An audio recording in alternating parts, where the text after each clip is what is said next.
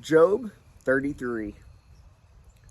But now, Job, pay attention to my speech and listen to all my words. I am going to open my mouth. My tongue will form words on my palate. My words come from my upright heart, and my lips speak with sincerity what they know. The Spirit of God has made me, and the breath of the Almighty gives me life. Refute me if you can. Prepare your case against me. Take your stand. I am just like you before God. I was also pinched off from a piece of clay. Fear of me should not terrify you. No pressure from me should weigh you down. Surely you have spoken in my hearing, and I have heard these very words.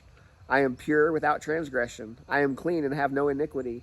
But he finds reasons to oppose me. He regards me as his enemy. He puts my feet in the stocks. He stands watch over all my paths.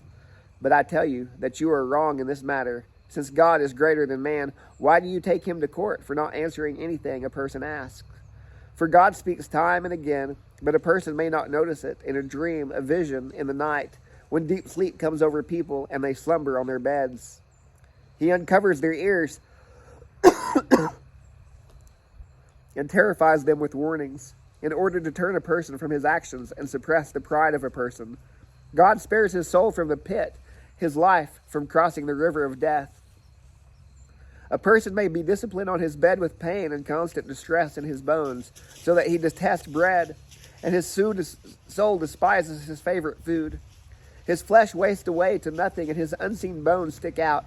He draws near to the pit and his life to the executioners. If there is an angel on his side, one mediator out of 1,000, to tell a person what is right for him, and to be gracious to him and say, spare him from going down to the pit. I have found a ransom then. His flesh will be healthier than in his youth, and he will return to the days of his youthful vigor. He will pray to God, and God will delight in him. That person will see his face with a shout of joy, and God will restore his righteousness to him. He will look at men and say, I have sinned and perverted what was right, yet I did not get what I deserved. He redeemed my soul from going down to the pit, and I will continue to see the light. God certainly does all these things 2 or 3 times to a person in order to turn him back from the pit, so he may shine with the light of life. Pay attention, Job, and listen to me. Be quiet, and I will speak.